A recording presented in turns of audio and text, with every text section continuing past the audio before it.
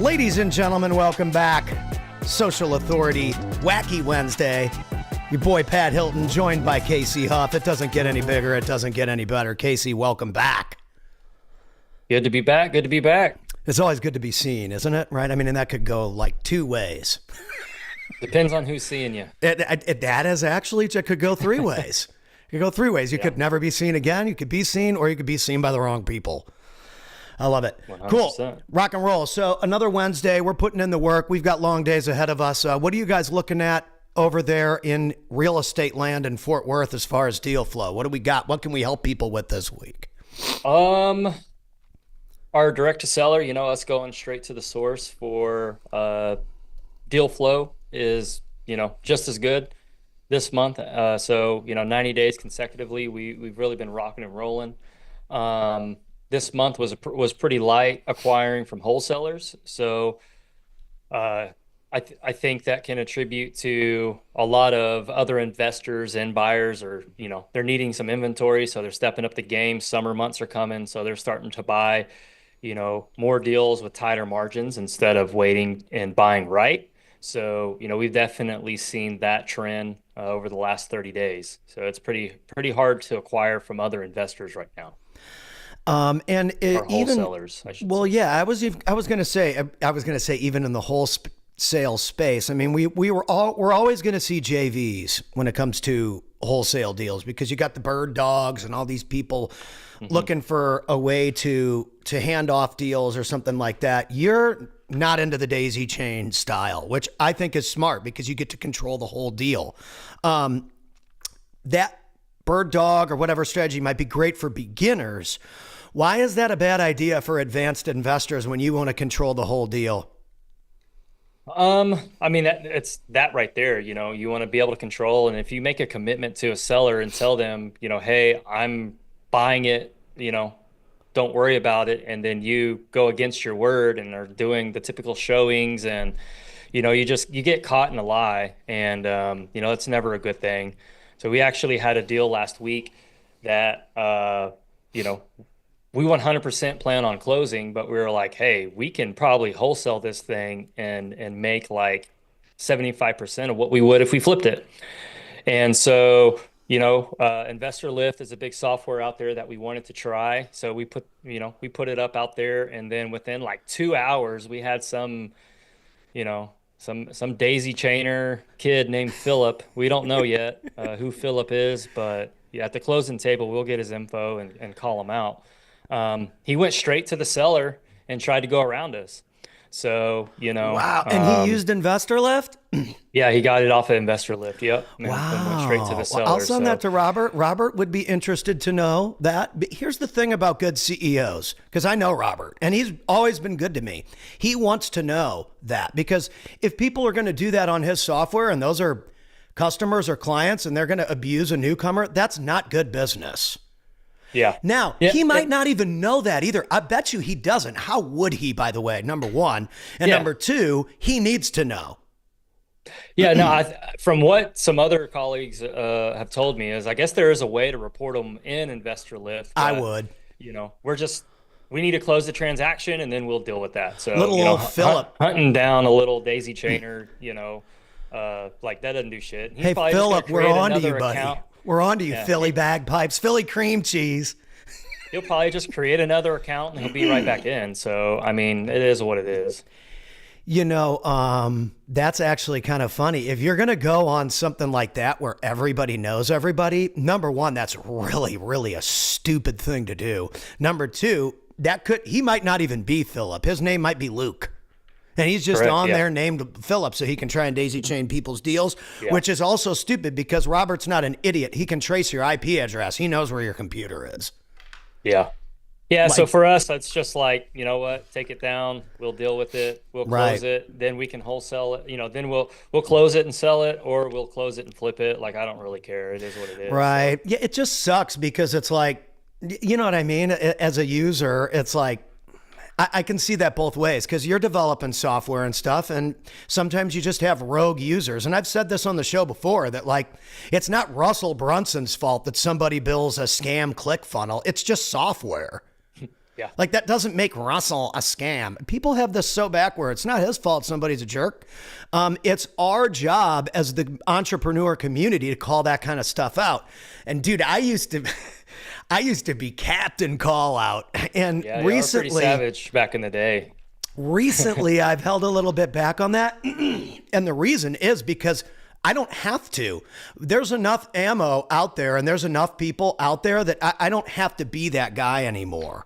Because Yeah, they'll do it themselves. they're going to do it themselves, bro. The community smells it like Yep. pretty dang quick. It's not hard anymore. Whereas back in the day, social media, not as many people were using it. So like the people that had a voice had to do that. There was no option, or people were not going to be protected. Now you pull a move like that and they have your IP address, they have your information, boom, boom, boom.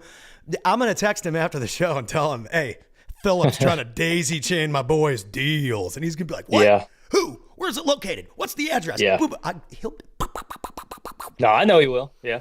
So, But that's good. It needs to be called out. So if you guys are going on softwares where we all know each other and you're pulling shit like that, like, dude, that is not smart. And also, is that illegal? Is it illegal for someone to take your listing and then like go around? Don't you have a contract with this person? yeah, I mean, it's pretty unethical 100%. And then, yeah, I mean, I'm sure there's some legal sides, I'm not licensed, so, what that exact law they're breaking. Right. But yeah, I mean, like if you're trying to buy a house from a neighbor and you have a contract and the neighbor comes in and starts messing with it. Yeah, there's some fancy word for it, interfering with the deal essentially.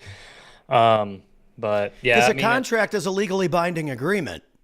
correct. I mean, the problem is gurus, a specific one I won't name because you're kind of friends with them, created the whole daisy chaining thing and blew that up. And then now, everybody wants to make a quick buck instead of actually doing the work and building a proper business. So Right. it's easy, right? You just go on the investor lift, you look for deals posted, and then you go reverse engineer it and go straight to the seller. And yeah, like that can be a business model. It's shady as shit, but it's a business model for lazy people. Oh, yeah. That's one of the reasons why I'll be the first to say I don't want to do virtual wholesaling 100% because of that. Because I can't, I don't want to tell a homeowner that we're performing knowing that we're wholesaling it. So that's issue number one. So many, people do. And then number two is you have snakes like Philip that are going to go to them and just make the whole situation worse. Whereas when you're the end buyer, it is what it is, man. I got, no option period. I put 10K down. We're ready to go. Get your shit and get out. Like real estate gets super simple when you just do it the right way and treat people right, Dude, it's funny. There's this song, my buddy Kyle listens to this guy named Russ, and I never really got into him until recently. He's been sending me his stuff for years. He's got this song called Do It Myself, and this guy never got picked up by labels. You know me, I always go to music. Never got picked up. They had to produce all of his own videos, X, Y, and Z. He's got this huge brand now and sells out arenas. He's got a song called I'll Just Do It Myself. It's very important for people to understand that if you can't do it yourself and you're always relying on someone else, you leave yourself at risk to be taken advantage of way more than you want to be. And so that goes to marketing channels too. Everybody that's using the third-party services, PPL, the call centers, all that stuff, your business, your income, your family's livelihood is fully dependent on a third party that could give two shits about you except for just collecting your money. So that's why I've built everything that I've built so I can control it 100%. So yeah. Right. And I mean, again, there's certain services that are great, but if you want to control the flow, and even if you want to just monitor the output of one of those things, give it a try, give it one and measure it against what you're already doing. But don't just replace everything that you're doing in one category and expect that someone else is going to do it for you. That's what I like about RJ is he enjoys calling people. The man is psychotic. And hey, good for him, because there's so many people that are learning how to get on the phone, do good deals. If this isn't a fit, I'm moving on. I'm calling the next one, calling the next one. That's where people forget that if you sit on the phone for 8 to 10 hours a day, 50, 60, 70 straight days, and you talk to people, you're eventually going to get deals, and you're going to learn how to control the momentum. Most people won't put that kind of work in. Yeah. And then, I mean, and not to knock on what RJ does, there's a difference in cold calling people like that have showed zero interest in selling versus calling people who filled out a form and wanting to sell. Well, yeah, those are pre-framed. Totally different I agree. conversations. Yeah, I agree. And he'd be an idiot if he just sat around and cold called people anyway. That'd be a waste of time. Correct. Yeah. He knows that. 100%. I think he would agree with that. Yeah. And that's the key is, how are you controlling as much of the data as you can to close as many deals as you can? And then like we've also noticed, you got to be, where's the data coming from? Who has access to the data? Like you said, you controlled this whole transaction till you put it on one data provider and somebody tried to loop your deal. Yep. So it's just like, man, and unfortunately that can make people not want to use that data provider anymore. Now, it was a user that did it, but it still sucks. Yeah. Yeah. You're exposing yourself to unnecessary headaches. I mean, the business is already, a pain in the butt as it is. And then you got some knucklehead. Fill up. I'll use a nicer word. Yeah, you got some fill up in there. That's going to be my new thing. I got some fill up in there. You got to fill no up more in daisy there. chaining. Yeah, we got to fill up in there, fill up in your deals. It's just unnecessary crap. I mean, I've personally always said Investor Lift is a place where snakes can lie. And that's why I've never personally wanted to use it. If we wholesale a deal, we're going to people that we have relationships with. Right. We just figured this one, let's give it a try. And, sure as shit. That sucks, dude. Because it's Robert would be pissed about that. He's going to be pissed. I'm going to let him know. There's a lot of people that are successful with it, and it's a great platform for a reason. But like every single time I've tried to use it, it comes out to something like that. I mean, it's no different than posting a deal on social media. People can go around you. Oh, dude. Anybody that's posting their listings or something like that on social media, you're asking for it. And again, I love Pace, but like if you go into the Creative Real Estate with Pace Morby group and give everybody your deal information, I mean, dude, what do you expect to happen? Yeah. And the other thing is, again, if I'm going to use him as it, I don't know that I've ever seen Pace give away all the details to a deal either. He might say X, Y, and Z. If you want to be a part of the deal, message me, but he doesn't give you the address. Yeah. You got to be careful with this stuff, folks. Mm-hmm. You don't want to just throw stuff out there. We do edits, business acquisition edits, where people are breaking down deals in their groups, and we do not ever reveal the deal on the video, on the social media video calls. We have to edit out what kind of company it is and where it's located. We can show you what the revenue is and what the net profit is, what the FF&E is, etc. Deal flow kind of stuff, ARV kind of stuff for acquisitions. We do not ever reveal location or type of business. Bad move. Yeah. Yeah, no, 100%. So let's talk about that. Let's talk about the numbers, and let's talk about the conversion ratios. This is something I saw Carlos Reyes post about on his page, was contract to conversion. A lot of wholesalers will get tons of stuff under contract and then they close this many. Yeah. That can be a problem for people. Let's talk about how people can increase their contract to conversion ratio. And I kind of think I know what you're going to say, but will you break down what that looks like for people? Yeah, I mean, to have a high contract to conversion ratio, underwrite the deals and know what the value of the property is, and don't lock it up too high.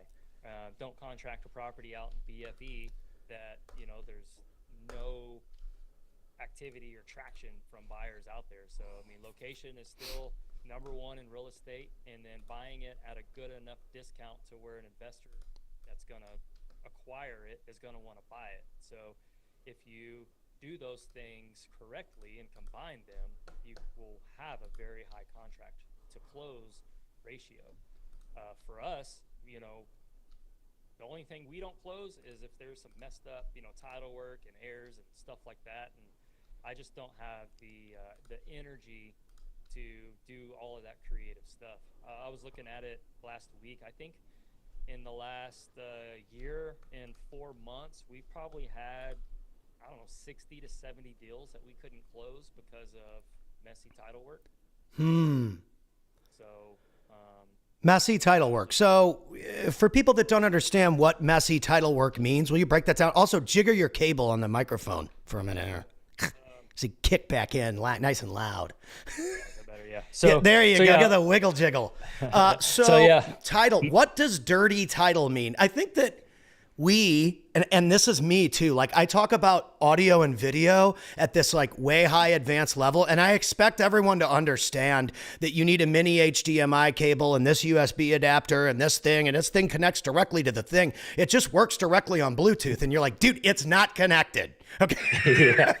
Explain. I think I had to ask ChatGPT how to connect it. Explain what messy title means and how it can screw your whole deal up. So there's, tons of different reasons why title can be messy. The main one is if someone passes and they don't have a will or anything like that in place, the family doesn't have funds to go do a probate. And so we, as the investor, do the hunting to find all the heirs, get them on board to close and stuff like that. And so if there's 10 siblings and grandchildren and all of that has rights to inherit the proceeds of the property, you have to get all of them on board. Or what some people do is they'll go buy portions of everybody's rights, and then they'll sue the people they can't find to perform, right? So if the house has back taxes of 20 grand, they'll go buy out 75% of the heirs. The other 30 don't want to sell. Okay, well, I'm going to buy all these heirs out. I'm going to go pay off the back taxes, and then I'm going to sue the other 30% for, the 50 grand that I put into the deal plus interest and stuff like that. If they're not willing to pay it, then I'll win their share in court. I personally have enough deal flow. I don't need to do that stuff. Is it something that we might do later on? If I get bored, maybe. But, I just like good old traditional standard. Here's cash. We can close. We can perform. Take it or leave it. The other thing about that strategy, and it does work. I know people that do the messy title thing, and it's great for them. The problem, my only tweak that I would make is you can't speed up the process. It's so slow. And so that could potentially slow down. You're a velocity guy. That's just going to slow down your ability to close everything else because that deal is lagging and weighing on your team, right? Correct. There's some deals that we look and it's like, we don't really know there's 10 heirs. We'll look at it. And like for me, my business is 4. If there's more than 4 people that are going to inherit it, unless they're like a tight family and they all talk, we usually just cut strings and say, hey, we're not going to be able to help you.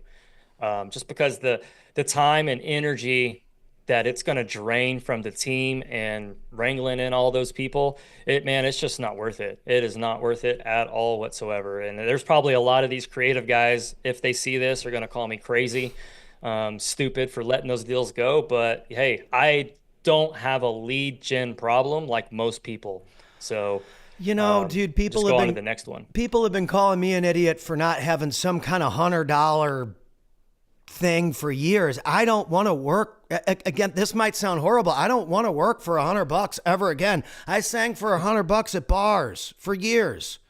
Yeah. I would rather just give so much value for free that people will sign up on one of the tiers for our company, because I cannot work with the best people in the world and then try to service everybody else that's not even, ranking at a passing grade. And that might sound mean, but When I wasn't ready to be the MC and I wasn't ready to be the speaker, I had to play my guitar on the lunch break. And I think some people need to make the admission that they got to get in where they fit in and earn a spot at the table. Because if you're not there yet, that's okay. I'm not there yet, but I'm willing to put in work and I'm willing to do this and I'm willing to do this. Those are the people that I invite to my house and interview on my show. Because I would love to give someone like Brittany Kosev. She is you've met her, real estate agent. Mm-hmm. She's awesome. I want to speak more at events. I want to be like the premier gal at all these events. Dude, come over to my house. Let's do an interview. I'll introduce you to this person, this person, this person, and this person. And then in back of my head, I'm like, let's see if she takes action on it. Oh, dude. Next day, hey, when am I coming over? When are we doing this? When are we doing that? Can you get me in touch with this person? Dude, I love those kinds of people.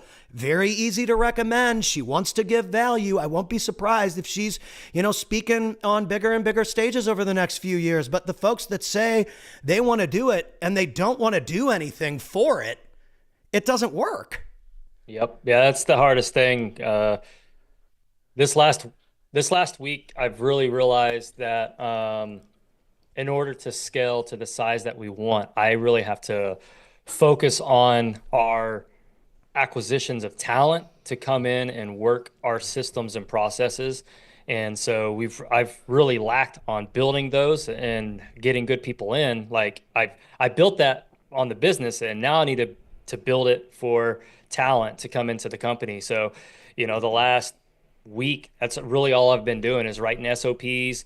We're going to be recording videos for the company. We're sending videos. We're sending our video cameras to your office. Yeah. So it's like, I got to spend time to now build the company. And then with both, we're going to be able to scale much bigger, much faster, and just pretty much acquire people on demand. Because, you talk to everybody, like, how do you get a great acquisitions person? Right. You got to reward them. They have to have an incentive. Yeah. Or even to get those people that want to be rewarded to come to your door, right? So they got to know about you. They got to believe in the culture, and they got to know that you're going to help them accomplish their goals. So I'm just building out a SOP and a flow to where if I go up to St. Louis and meet an investor and I'm like, hey, let's partner up, and they start bottlenecking in certain aspects of their business, I can say, hey, I got an SOP on how we can bring in an acquisitions guy, a project manager, an errand runner, somebody that can help with title work. So I'm building that out now. So once the software is done and I can trust it and the users are happy, now I can start phase 3 of scaling nationwide to help other investors do what we do now in this market. Well, and that's the cool thing about you guys is that you perfected the local market first. And this is something that, again, musicians, we want to be a rock star everywhere but at home. And if you can't prove that you've got a draw or that you've got a fan base, it's impossible to package yourself up and sell it to a label that's going to invest in you and help you build your brand. You have no brand for anyone to invest in. You haven't built anything. You can't show me anything. You have no tracks, no demos, then you're not going to get the deal. Yeah. And I think that it just applies to everything in business now. Business owners and entrepreneurs are starting to follow the lead of the Elvis Presleys and the Led Zeppelins. They know they need their own videos. They need their own branding. They want to be the rock stars of the future. And I think the modern entrepreneur, the digital entrepreneur, and the content creator has proven that integrating that style of production into your business can help you get noticed. It doesn't. Now, I highly encourage people to not focus all day long on being a content creator. You want to be a business owner, but cut out a couple hours every week to at least film, to talk to the world, or how can anyone find you? Yeah, no, 100%, 100%. And I'm you guys guilty are of that. great at that. Nathan's good at that, I think. He's got his own little style. Yeah. And eventually 2, 3, 5 years go by, and then people are like, oh man, that guy just blew up. It's like, yeah. That's never how it works. He's lucky. Man, Casey, you just came out of nowhere. It's like, what? Hours and hours and hours and hours and hours and hours talking on camera. What are you talking about?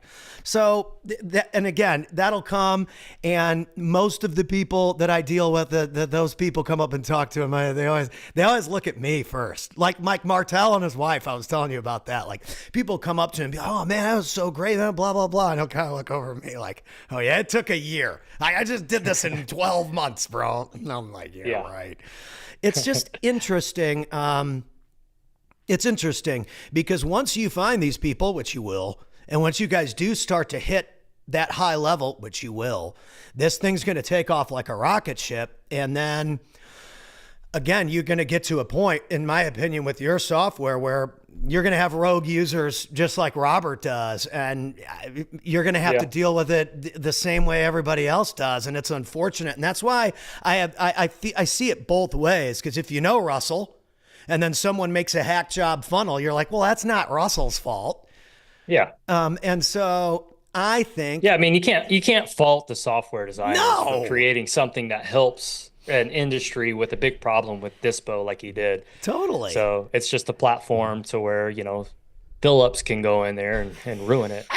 So there's no way that person's name is. I am going to find out. By the way, I'm going to mark it on this one. 25 minutes in, I'm going to find out who Philip is on Investor Lip with Roger and Robert, and we're gonna excommunicate Philip from the software. Make sure Casey's a happy user. So this is why it's important to have the mouthpiece of the industry in your corner, because I'll go to war for you. But at the same time, I wouldn't want somebody doing that to my media company. Yeah. You know what I mean? No, I mean, it's no different than all of the people that, like now that hit you in the DMs, like, oh, your editing sucks. Oh, like, let me edit your they videos. tell me my editing sucks all the time. Like, and then I go look at their videos and they're shit. Yeah. I'm like, if you're going to tell me my edits are awful, which number one, they're not. Your edit better be so much better than mine. When I go to your page and I got the 3-camera St. Louis Blues song that I sang without auto-tune. So if it's a little out of tune, it's because it's not auto-tuned. And it's way better than anything on your page. And it was a joke. Okay? So my joke video is better than your serious video. Then take a hike, please. You video editor people. It's always interesting to see. I've always wondered that too. Like, piggyback. You're telling me that my shit sucks, and that's your pitch? Yeah. Your shit sucks. I can make it better. It's like, okay, you insulted my page, and now you want me to hire you. I've never understood that one. What they should do, I'm going to give all you hack video editors an idea. What you should do is download the podcast or something, take a little extra time, cut out a couple clips and make them look really nice and say, hey, whether you hire me or not, I'd love for you to use these. And if you do use a team, I'd like to work for that team because I want work. At least recommend me to your team and maybe I can at least integrate with who you already use. That's a way less aggressive approach, and you're providing value up front. Because if me, the CEO who runs that page, likes your edits, maybe I'll hire you. Wow, looks like you did a great job. That clip was valuable. Who is he? I don't know. He messaged me. Here's his thing. He looks like he knows what he's doing. If you're an editor out there and you're not doing that, you're doing it wrong. It's the same way I got discovered by Gary Vaynerchuk and Grant Cardone, was just by singing them a song. Here you go. Use it or don't use it. But telling people that their stuff is garbage, you're insulting the business owner. It's stupid. It's like me coming in and being like, hey, dude, looks like your deal flow is not that great. I'm going to come in and I'm going to help you with your, and then you go to my page and I'm like a tennis player. You're like, how is this tennis player going to help me with real estate? You have 4 different things. You do real estate, crypto, CBD, options trading. I sell CBD soap. Yeah. And you're helping people repair their credit. You guys got to think here. 4. It's just ridiculous. It's just ridiculous. You guys go hang out with Philip. Philip will help you guys out. Yeah, go get Philip. So I want to go back to square one, which is sourcing your own deals. If you source your own deals, you don't have to deal with Philip. You don't have to deal with any of that kind of stuff.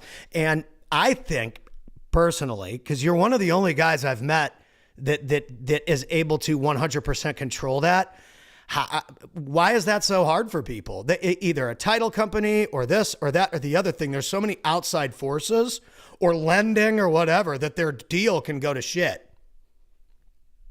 How do you avoid any one of those possible deal killers from getting in and exploding your deal?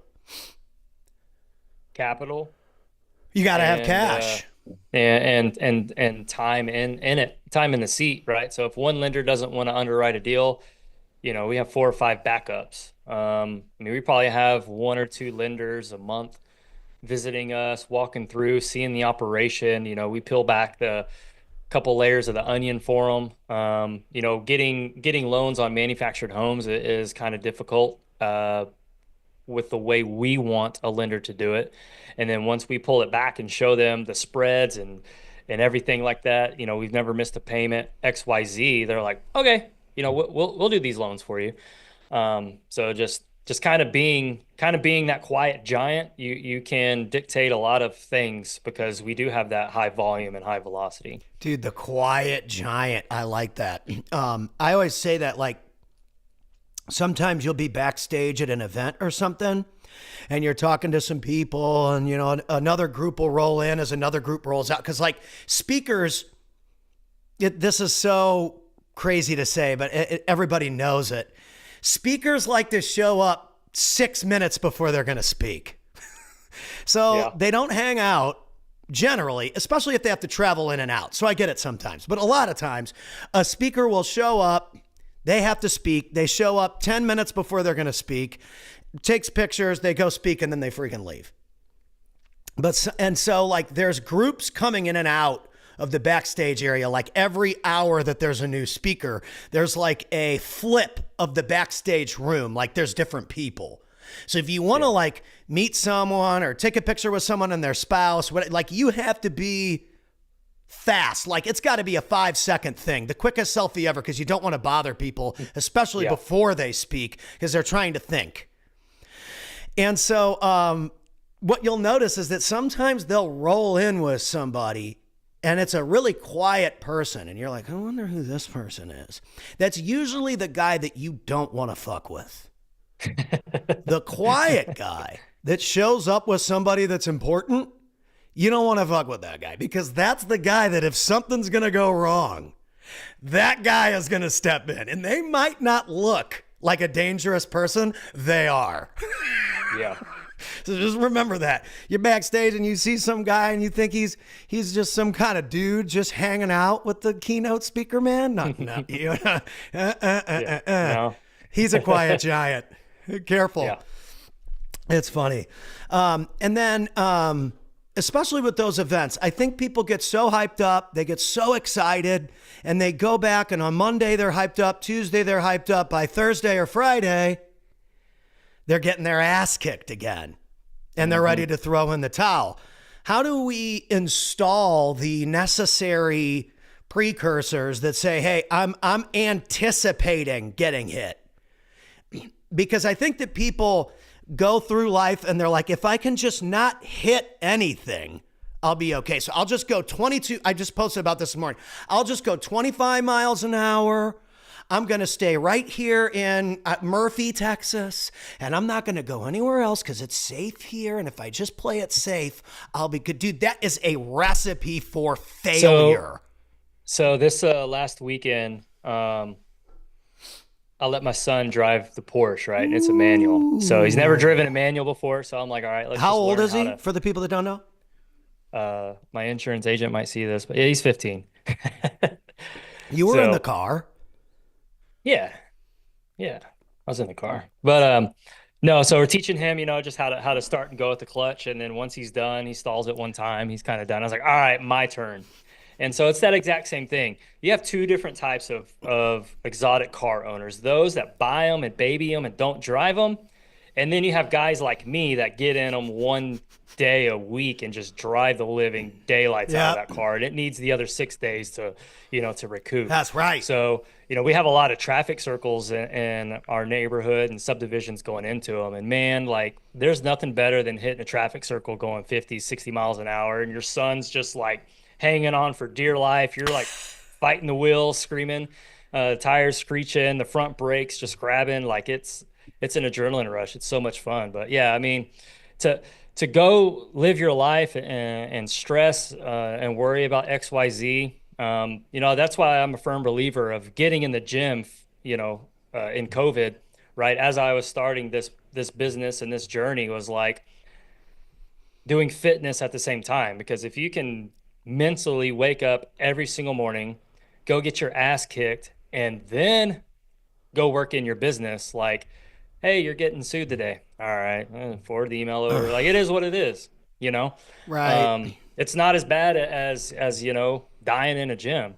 So Your like, ability to it's, handle stress increases exponentially with the more stress you put on yourself in other areas. yeah, like on the cardio machine, the stair climber, like, The old to me, it's Stairmaster not doesn't care it's at not all about your successful feelings. if my heart rate doesn't hit 175 to 176. I think that's what the watch maxes out at, is 176. I cannot get it over 176. Dang. Like, so yeah, I mean, it is what it is. Is it the Apple Watch? No, it's Android. It's a Samsung.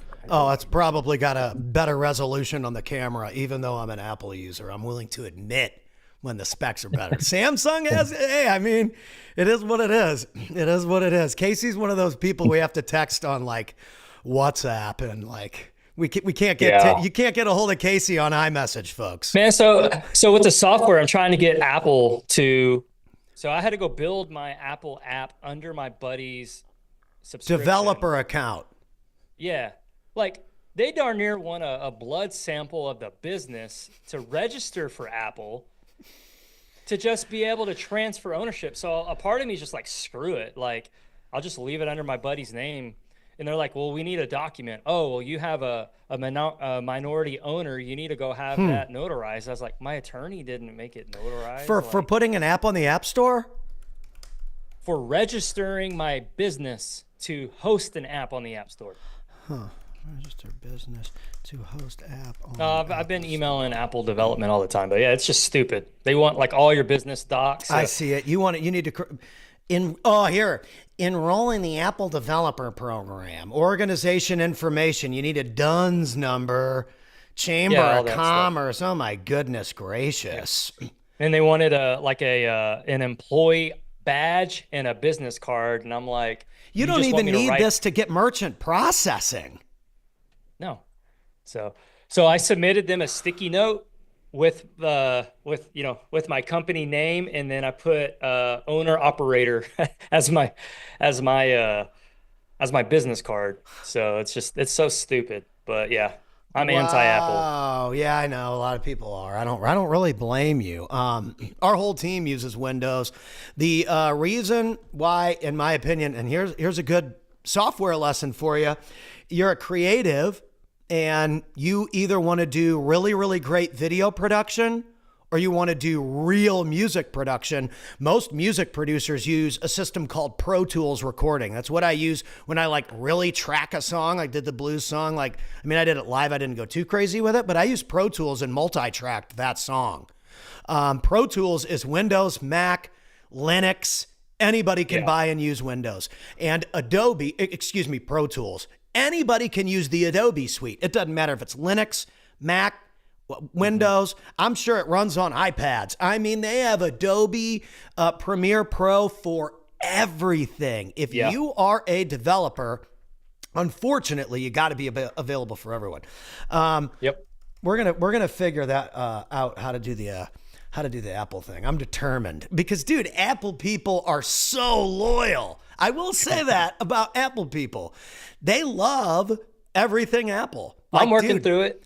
We still use Final Cut Pro. Once a week. I still use Final Cut Pro. It's only for Apple users. I think it's the best video editing program. This program, everyone's always like, dude, what do you stream with? How do you get your stream to look so clean? I use an Apple program called Ecamm Live. I'm a total Apple psycho. But for what you do, Apple is definitely I was about to say that. Good. But for my style of business, it's nice to have everything synced. But I don't know that I would recommend that for everybody. Sal Shakir from the old All In team always roasts me on stage. He's a Windows user. I'm like, dude, you're roasting me? What? You're roasting your own MC? He's like, or go work for Pat. He'll buy you an Apple. I'm like, oh, oh. But I mean, dude, if you're just running a business, Windows gives you everything you need, and it's cheaper. Hate to break it to people, it's cheaper and it has almost the same specifications. So I'm not here to hate. I'm here to congratulate. So deal flow. Leads coming in. Leads are coming in. All right, break down some of the leads. Give us a little lead breakdown real quick. What does that mean? Leads coming in. What does that mean for someone that needs to know about real estate or that wishes they had a lead? Someone watching this has no leads. Yeah. A lot of people have no leads. Well, where are those coming from? What does that mean? Yeah, so this ecosystem of leads that are coming in this morning is from some data that we recently pulled, and my team is manually cold calling them, aka we're not slapping them into a multi-line dialer. What that is it calls 8, 9, 10, 3 phone numbers at a time. Someone picks up, you hear the pause, and then somebody starts talking. Everybody's had that before. So the way we call, through the teachings of the Tyler Austin, the founder of REI Sift. Love that, dude. So everything is manual. So you can track your phone numbers, how well your connection rate is, and all of that stuff. So we manually dial all of our data. We do not slap them into a dialer. And so it really allows us to have a pulse on the quality of data, the quality of skip tracing, the quality of the phone system, and the quality of the cold caller. So we have all these little metrics. It's like a volume shuffleboard, right, for a DJ. So I can always turn up, turn down, and tweak, if you have enough data. So like a DJ, I like that. Yeah, so we're a deal DJ. Dude, that's smart though. I mean, listen, man, after a while, in any category of life, what works. I remember way back in the day, I would back when I lived in St. Louis, all people wanted to do was hear rap songs at night. So I would play my guitar for an hour and sing my songs. Then I would just plug into Spotify, and anything people wanted to hear, I would just click on the song, and that was me DJing. So I was the only guy in town that would play Call Me Maybe. I don't care, bro. As long as I'm getting my $200, I don't care what we listen to. You're the customer. And people would be like, well, that's not being a real DJ. Okay, well, if you're so much better than me, then why aren't you here clicking on what people want to hear? It is you are providing a service to homeowners, and you're figuring out how to solve their problem. Their problem is they want to get rid of their house. They want money. So your job is to get them the money that they want and get somebody else in there at the same time. And then maybe even, I don't know, but relocating that person, what does that usually look like? Are you finding people new homes? Is that more of a real estate agent thing? Most people know where they're going to go, right? If they don't, then we try to walk them through it, because some of them need to sell in order to be able to go buy something to go. Like a lot of people, they just want a fresh start. They don't want to bring shit from that old house. They want, if they're getting 20 grand, they want to go buy new furniture, new clothes, new everything, and that's fine. So for us, the main things that we ask is, whenever we're qualifying a lead, we go over the 4 Ps, right? What is the pain, right? Do they have a place to go? Because if they don't have a place to go, then doesn't matter. What's the condition of the property? Is it something that we can come in and add value to? And then is the price competitive? Are they not asking retail, right? And so they have to check all of the first 3 boxes before we go over price. If you call somebody and the first thing they talk about, well, what's the price you're going to give me? What's the price you're going to give me? What's the price you're going to give me?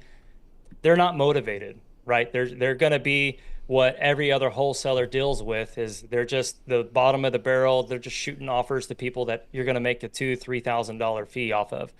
So if a seller puts price first and the other 3 second, then we just go to the next opportunity. We'll follow up with them in 30, 45 days.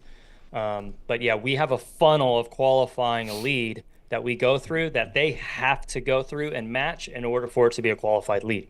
So a lot of people want to say, oh, I got, 5,000 leads this month. No, you didn't. Right? Like, we want a qualified lead. I hate it when people do that with digital marketing. Keep going. I'll chime in on that one.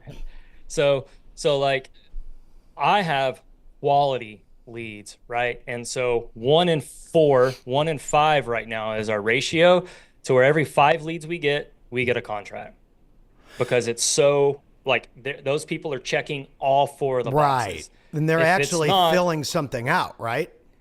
No, we do 0 inbound marketing. Everything, I mean, we do direct mail, but like, I still have to create the list and the data that mail goes to. Everything I do is mail, single line, manual, dialing. They don't even have click to call. They freaking have to copy and paste the phone number into the dialer, right? And then manual texting. Everything we do is manual. That's smart. And everybody says it doesn't work, but it clearly does when you have the right systems and processes in place. And people. This is why you're going to attract a ton of talent over the next few years, because of this stuff. Because most people are not in control of anything. They think they are. If you take labor out of the equation, that's my biggest expense. But in actual marketing dollars and mail, skip tracing, and the systems that I use, I probably only spend anywhere from $4,500 to $5,500 a month to generate the leads. The rest is my VA labor. But we do anywhere from 8 to 12 deals a month, depending on the season and the flow and the follow-up and stuff. And our average deal size, I mean, is north of 30 grand. So to spend 5 to make, multiple 6 figures a month, right? The system works. We're not doing all the PPC and PPL and all that stuff. So, I mean, we're highly, can be expensive too. And then it's we're ultra. It disappears when you turn it off. And I always tell people this about social media. It stays forever. Anything we record or post or whatever, it stays forever. And that's why it's the ultimate accountability. That's why when you bring up Dan, like, Dan knows if he posts 1 a day, he'll get to 2, 3, 4, and that the accountability and the discipline associated with making sure that goes up is going to make him better in every other category. Yeah. Because if you can't 100%. Even for a minimum show up to post something once a day on your social media, I mean, you're expecting anybody out there to be some kind of software CEO or real estate CEO or something that somebody knows. I mean, your head is full of hot air. And it's hard for me. I come off like an asshole around people that don't work like us. I've noticed this recently. I gotta be careful how I say this, but so, because our kids go to school. It's out there forever. Right, I know. Our kids go to this school, right? Now I look at the thing, the school Instagram hasn't been updated in 2 years. And I'm like, all right, why don't I just do it for you guys? Since clearly nobody's going to update this fucking page. And good thing that the administrator is like super cool with me. She's like, dude, perfect gig for you. I don't even know. She's got 500 million kids that she has to watch, by the way. Way more important than DDDDDD. Does a great job, or I wouldn't send my kids there. They're the best in the world. But, dude, hand that task. I got you. But, like, how did I not notice? I wasn't even looking. I didn't even notice that. I'm embarrassed that I didn't look and fix that for her as a parent. I should know better. And so, again, even with me, it's like, dude, you got to be looking for, how can I help the school? How can I do this? How can you help someone that you come in contact with and give that? Because you're going to run into somebody. Here's why I even brought it up. You're going to run into people that need your software and they don't know it yet. And you're going to be like, if you do this one thing, I saw your post, your video or whatever, I'm going to give you 30, 60-day things. Use our thing and compare it to what you're already doing. I'm willing to bet you're going to get a better result. Yeah. No, because 100%. In this instance, it's a great example. Anything is better than not posting for 2 years. Anything is better than that. So anything I do from here forward beats the last 2 years of performance. Yeah. And so you Yeah. got to think about, there are real estate agents, real estate investors, I don't know, companies, software engineers, whatever, that need your talent, need your service, need your expertise. But if you're not looking for how you can serve them, how can they possibly know what you bring to the table? So that's not even their fault. That's my fault for not looking at that and being like, dude, this is the easiest fix ever. Just take pictures. You're already posting on Facebook, connect the two pages, do this, do that, post this on Mondays, Wednesdays, Thursdays, and then you have a content plan. I wasn't even looking. Yeah. So as entrepreneurs, dude, they could have been a maybe potential client by now. So maybe that's something I potentially blew that lead. So I don't blame anybody else for that. I blame myself. And I think that when we start to take that kind of accountability, that's how we become we raise our standard. I walk past the playground every morning. I've been getting up and just walking in the morning because the weather's nice. Get up, get 10,000 steps in, and then I try and hit the gym like after this first session. So by like 1 o'clock, I'll put like 30, 40 minutes in, hit the Stairmaster, right? And then come back home.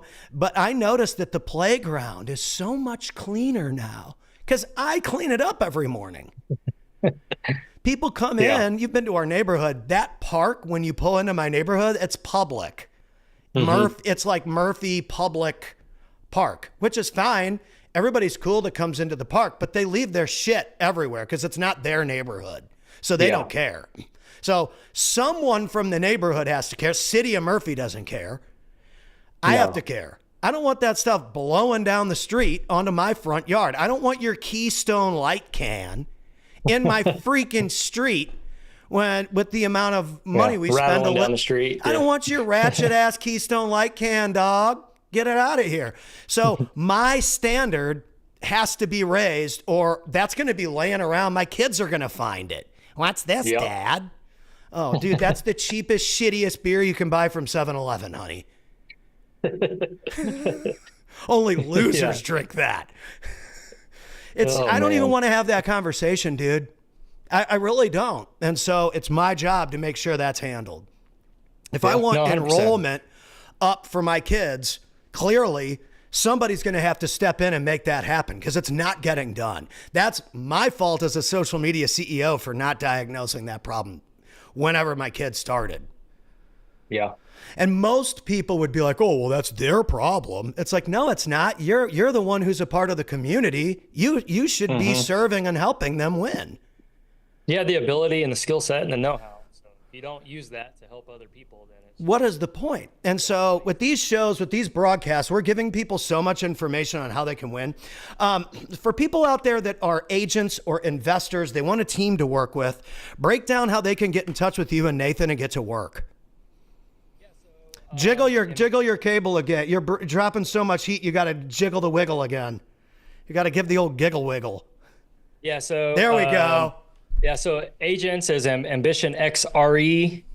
That's the brokerage side. If you want to come in and follow our PSL model, so we're going to teach you, hold you accountable on how to purchase investment properties, how to sell those properties, and then get you, retail listings, provide leads and stuff like that. And then Ambition Group is our investment side, to where if you want to be a project manager, you want to learn how to rehab, you want to be acquisitions, you want to learn how to acquire deals, disposition, sell those deals. I mean, the full thing. I mean, we pretty much have our hand in everything. So those are the two groups. You can find us on Facebook. Ambition Group for the investment side, Ambition XRE. Yeah, I'll put that in the comments. I'm going to take those and I'm going to pop those in the comments so you guys can just click on it. Casey works with some incredible people. He's got an awesome opportunity, and you guys are in Fort Worth, which is right in the center of everything here in Texas. And so if you're looking for someone, a lot of people, they just need a system to integrate into. They don't have capital for marketing. They don't want to be driving for dollars or anything. I don't blame you, dude. That is shit work, guys. So I have a gentleman that reached out to me last week asking about how we do direct mail. So gave him the rundown. Yep. I told him we were looking for an acquisitions person. He was like, well, can I just come do it? I'm like, sure. Yesterday was his first deal. First day, first deal. So he started and got a deal on his first day? Yep. Did he have any prior experience? A little bit. Little bit, but like not that much? Yeah, I think he's done a couple deals over the last year or two. And he closed one on his first day. Yeah, just saved yourself about 20 more months of that other bullshit, bro. Good for you. Dude, that's smart. I tried to be a rock star beating on my guitar, traveling all over the country for 15 freaking years. And I'm like, I need to just sing for other people's audiences. Make something for this guy. This guy's on your Instagram telling you, who's got my money? Sing for the people. Who's got my money? Who's got me? And I'm like, dude, why don't I just sing for his audience? Like even an idiot can realize, all right, well, if I make something for him, he's got all these people that have my money. This isn't hard, folks. There's nothing wrong with working for other people. Being an entrepreneur inside of an organization, integrating into an organization is great for some people. My dad is like a forensic accountant expert that worked for the same organization in St. Louis for 41 years. And he grew his own client base within that ecosystem, that accounting ecosystem, and became a partner and blah, blah, blah, blah, blah. I mean, he was quote unquote an employee, but he thought with an entrepreneur mind and built his own client list and helped that company grow, and eventually was an partner in the company. Working for someone else isn't a bad thing, guys. There's plenty of people who make millions of dollars working for other people. You don't have to work for yourself to do sales or to be an entrepreneur. That is a myth. Correct. You just got to have that mindset. You just need to bring value to the person that's got your money. You guys already have deals, so many leads that you can't deal with them all, correct? Correct. What the hell? And you guys are spending all this money and you're like, I can't get leads, I can't get deals, I'm not closing anything. Dude, go sit in an office for a couple years and work for somebody that's dope. And you might not need to spend a dime on creating deal flow, just close them. Yep. Everybody wants to have that freedom, but all they do is they just buy themselves another, super job title. Dude, there's nothing wrong with going out and putting in the time for someone that has a system that works. That's a myth that needs to be broken online. So, ladies and gentlemen, it is Social Authority Wacky Wednesday. Hit your boy Casey up. I'm going to pop those links into the comments here when I get off the stream, and we will see you on the next one. Sounds good. Peace out. Rock on.